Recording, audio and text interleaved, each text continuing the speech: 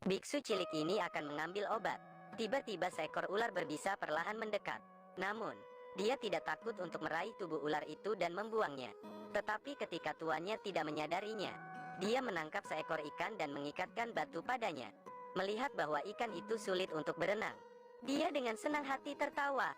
Lalu, menangkap katak lain dan menggunakan cara yang sama. Melihat katak konyol itu, dia sangat senang, sehingga dia tertawa terbahak-bahak. Tapi dia tidak tahu bahwa tuannya sedang melihatnya dari jauh. Dia menggelengkan kepalanya tanpa daya, dan tidak mengatakan apa-apa. Dalam perjalanan kembali, dia mengambil sebuah batu. Ketika biksu itu sedang tidur, dia mengikatkan batu ke tubuhnya. Keesokan paginya, dia keluar dan meminta tuannya untuk mengeluarkan batu dari tubuhnya, karena dia sangat tidak nyaman. Tetapi ketika tuannya menanyainya, ikan dan katak yang diikat olehnya juga menjadi semakin tidak nyaman. Biksu itu tampaknya mengerti dan mengangguk. Tuan menyuruhnya untuk membuang semua batu pada katak dan ikan. Jika mereka mati, mereka akan selalu memiliki batu yang diikatkan ke tubuh mereka. Biksu itu mengalami kesulitan, merangkak ke atas tebing dan berlari ke sungai kemarin untuk menemukan katak. Beruntung katak itu masih hidup. Dia mengangkatnya untuk mengeluarkan batu itu. Katak itu kembali dengan kebebasannya yang biasa. Tapi ketika harus mencari ikan, karena batunya terlalu berat, ikan tidak bisa bernapas. Jadi ikan itu tidak bisa hidup. Dia dengan lembut mengubur ikan, kemudian sedih menangis. Tetapi tuannya berdiri di kejauhan, tanpa mengucapkan sepatah kata pun. Dia tahu bahwa anak itu salah. Di suatu musim panas, beberapa tahun kemudian, biksu cilik itu sekarang sudah dewasa. Dia terus memilih obat dan menjalani kehidupan normal. Ketika dia melihat dua ular terjalin, dia tiba-tiba... Hai, ketemu lagi bersama Cici Baby, geng. Cici Baby bakal ngenalin situs game online tergacor dan terpercaya pastinya, hanya di Betwin 128. Yuk join sama aku, caranya gampang banget. Tinggal kalian transfer pakai rekening bank kalian yang sudah support. Dan juga kita sudah support e-wallet juga ya, geng, seperti GoPay, OVO, dan Dana. Dan kita juga lagi ada event menarik. Untuk bonus new membernya kita ada 100% depositnya, geng. Yuk, kapan lagi? Yuk kita langsung daftar aja. Linknya ada di pin komentar di bawah ini. Tertawa. Hari itu, ia bertemu ibu dan anak yang sedang mendaki gunung untuk mencari obat. Ini adalah pertama kalinya dia berinteraksi dengan wanita, sehingga jantungnya berdebar kencang. Pada tengah malam, biksu itu tidak tahan lagi.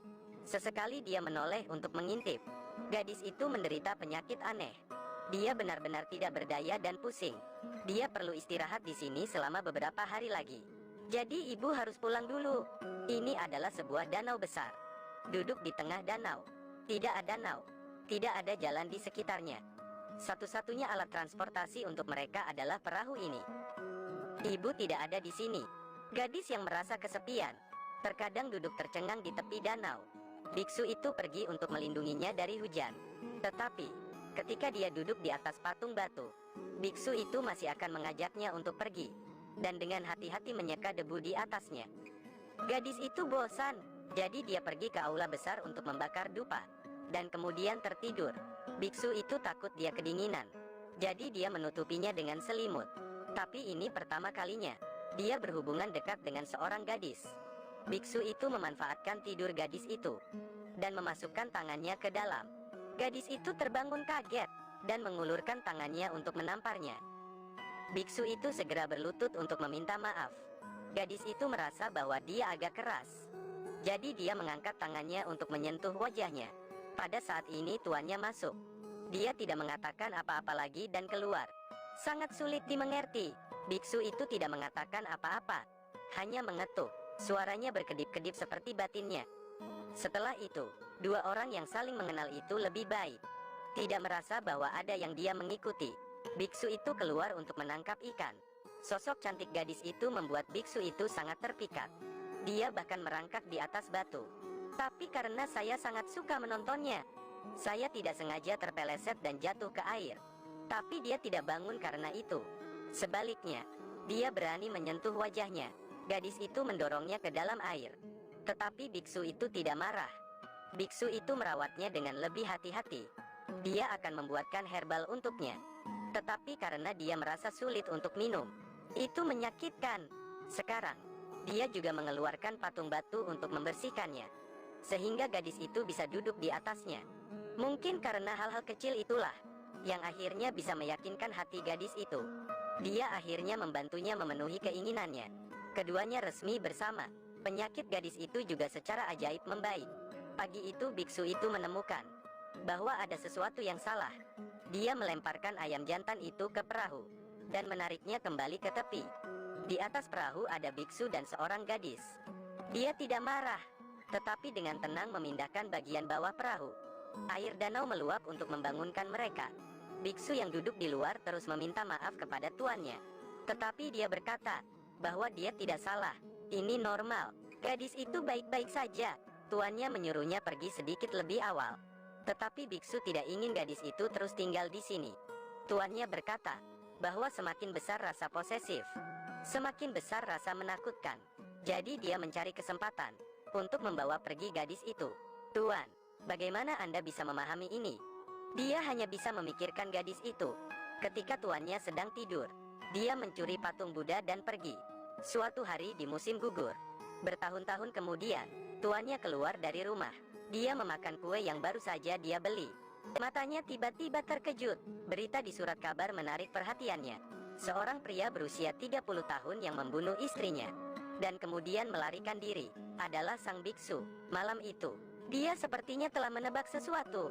Jadi dia begadang semalaman untuk menjahit baju. Keesokan paginya, seorang pria parubaya datang ke sini dan juga menjadi biksu pada tahun itu. Tuan perahu yang datang menjemputnya tahu segalanya, tetapi masih bertanya tentang kehidupan terakhirnya. Dia bukan lagi biksu di masa lalu. Sekarang dia pemarah dan kejam. Istrinya lari dengan orang lain, sehingga dia membunuhnya. Tuannya menasihati bahwa di masa lalu, mungkin dia harus mengetahui situasi duniawi. Tapi dia tidak mendengarkan dan terus menegur. Dia membawa kembali patung Buddha tua itu dan menatanya kembali di tempatnya. Kemudian, memegang belati berdarah, menusuk ke tanah seperti orang gila. Menjelang tengah malam, kebencian itu masih tidak membuatnya tidur. Pada siang hari berikutnya, tuannya sedang duduk di bawah sinar matahari. Ketika dia mendengar tangisan sedih biksu itu, dia mendorong pintu hingga terbuka dan melihat muridnya bunuh diri. Dia masuk dan memarahi, dan dengan marah mencambuk beberapa cambukan.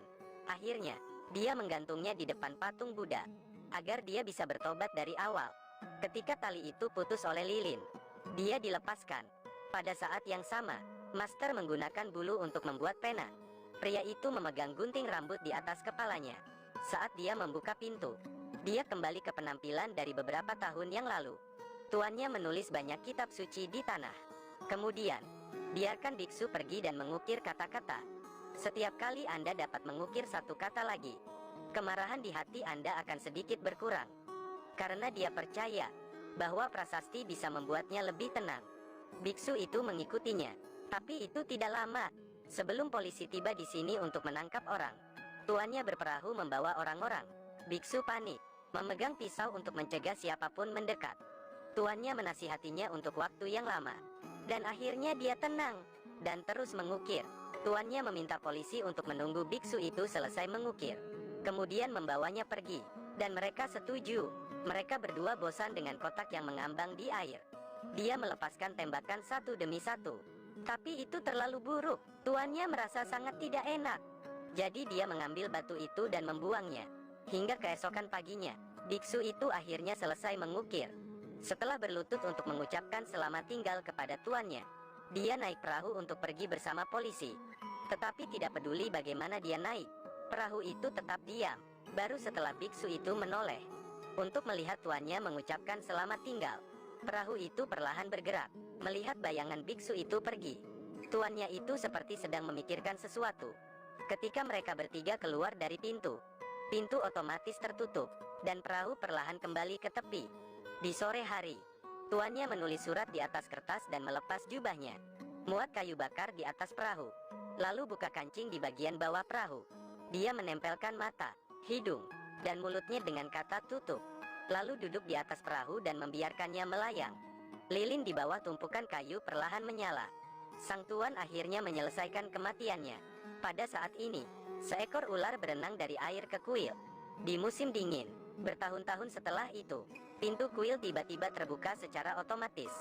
Seorang pria yang datang ke sini adalah biksu tua yang baru saja menyelesaikan masa hukumannya. Ketika dia masuk ke dalam dan melihat jubah tuannya, dia mengerti bahwa dia telah pergi. Dia berganti pakaian tuannya, menutup perahu, dan mengambil reliknya. Setelah dia selesai memahat patung, dia menaruh relik tuannya di dalamnya. Setelah itu, dia mulai serius berkultivasi seperti tuannya tahun itu. Suatu hari, seorang wanita menutupi wajahnya dan membawa anaknya ke sini. Dia tidak mengatakan apa-apa, tetapi berlutut di depan patung Buddha dan menangis tanpa henti, menunggu wanita itu tertidur. Biksu itu mencoba membuka kerudung, tetapi dihentikan olehnya. Di tengah malam, ketika biksu sedang tidur, dia meninggalkan anaknya dan kemudian melarikan diri. Tapi tadi malam, dia sayangnya jatuh ke lubang es dan tenggelam. Lubang itu digali oleh biksu untuk mendapatkan air. Tak disangka, seseorang meninggal karena itu, dan ini adalah kehidupan kedua putranya. Dia pergi mencari batu yang diikatkan ke tubuhnya, lalu memeluk patung Buddha dan naik ke puncak gunung. Ini seperti penebusan untuk ikan dan katak ketika dia masih kecil. Dia membawa batu itu ke puncak gunung untuk menyelesaikan penebusan. Ini musim semi lagi. Anak laki-laki itu kini telah tumbuh menjadi tuan kecil. Tuannya yang lama sekarang menjadi seorang biksu. Anak laki-laki yang tampak persis seperti kakeknya itu sangat menyenangkan. Tapi dia bahkan lebih kejam, mendorong batu ke dalam mulut ikan. Dia juga perlahan-lahan menjadi dewasa untuk mengalami penderitaan samsara. Dan itu adalah siklus sebab dan akibat. Musim semi adalah awal dari kehidupan. Tidak dapat mengubah sifat manusia. Musim panas adalah musim cinta. 6 indera manusia pada dasarnya tidak murni. Musim gugur adalah akhir dari sebab dan akibat. Orang harus membayar untuk itu. Pengembangan diri adalah jalan menuju keselamatan diri. Musim angka lainnya sudah dekat dengan dunia. Film berakhir.